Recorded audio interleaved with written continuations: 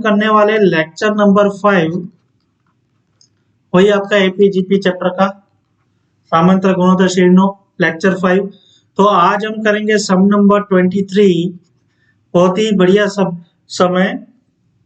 तो 23 मैंने आपको लास्ट वीडियो में अगर आपने देखा होगा तो होमवर्क दे दिया होगा, फिर मैं सोचा कि नहीं ये कोई नया समय तो मैं आपको इसको करवाता हूँ, ठीक है। तो एक सामांतर श्रेणीनो आवेली 3 संख्यानो सरवाळो 27 है અને તેમનો ગુણાકાર 585 છે, तो તે संख्या फाइंड आउट करो।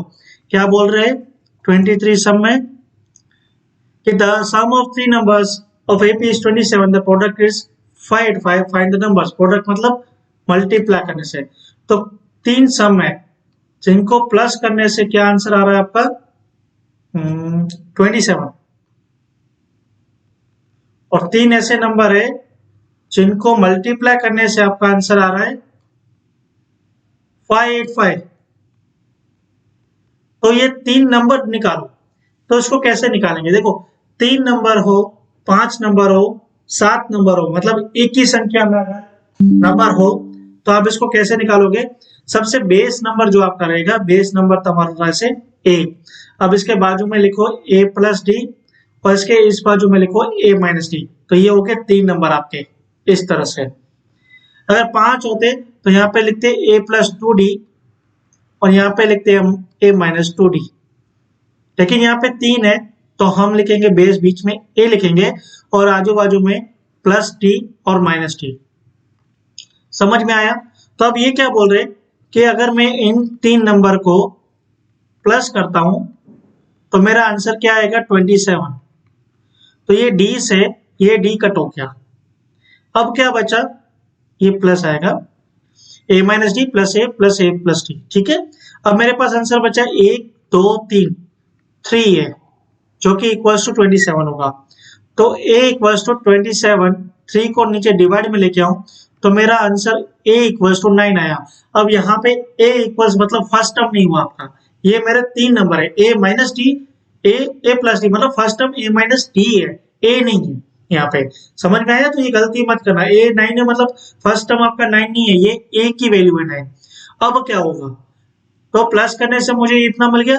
अब मुझे मल्टीप्लाई करने से 585 निकलेगा, तो मैं यहाँ पे d निकालूंगा इस तरह से a minus d into a plus d equals to 585 बराबर। अब ये इक्वेशन में क्यों यूज नहीं कर रहा हूं,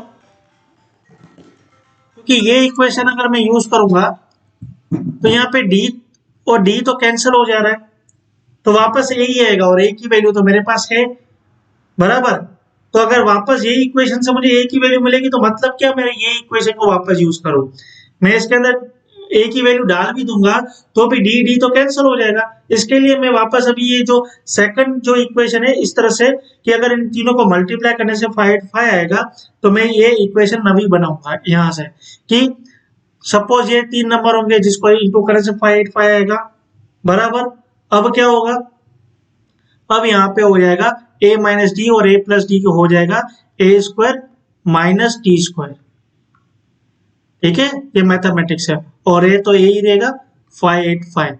अब a square minus d square मतलब a का स्क्वायर मतलब 9 का स्क्वायर माइनस d का स्क्वायर, और ये 9 जो इंटू में वो नीचे लेके जाता हूँ, सॉरी ऑपोजिट लेके जाता हूँ तो डिवाइड में आ जाएगा। तो ये हो जाएगा 9 का स्क्वायर 81 d स्क्वायर और 585 डिवाइड बाय 9 करेंगे तो ये हो जाएगा 65। क्लियर। तो अभी 81 को वहां लेके जाता हूं तो ये हो जाएगा minus d square equals to 65 minus 81। तो minus d square equals to 65 minus 81 करूंगा तो आ जाएगा माइनस का 16, माइनस माइनस कैंसल तो डी स्क्वायर इक्वल्स टू 16, तो d equals to 4, plus minus का 4 बोल सकते हैं इसको।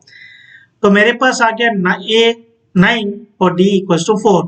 तो 9 माइनस 4 करूंगा मैं तो ये आ जाएगा 5 और ये a 9 है तो इधर आ जाएगा सेकंड संख्या 9 और ये हो जाएगा 9 प्लस 5 मतलब 14। अब देखो 9 प्लस 5 था 4 है, सॉरी। तो ये हो जाएगा अपना 9 प्लस 4 13 हो जाएगा।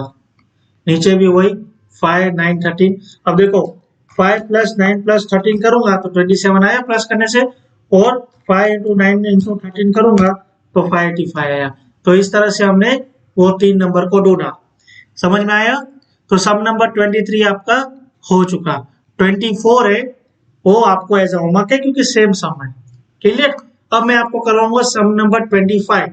अब इसमें भी ऐसा ही है कि सम ऑफ 3 नंबर्स 24 है और उनका स्क्वायर का सम 200 है। मतलब देखो ये શું કે છે, ત્રણ સંખ્યાનો સરવાળો છે તે 24 છે અને તેનો વર્ગનો સરવાળો છે એ 200 થાય છે। मतलब क्या हो गया, कुछ घबराने की चीज नहीं है। सम नंबर 25 के 3 नंबर है a - d + a + d जिनका टोटल 24 है और उनका सरवाळो वर्ग मतलब a - d का स्क्वायर + a का स्क्वायर + a + d का स्क्वायर, इन तीनों का स्क्वायर करके इन तीनों को प्लस करूंगा तो मेरा आंसर 200 आएगा। तो चलिए निकालते हैं इसको भी।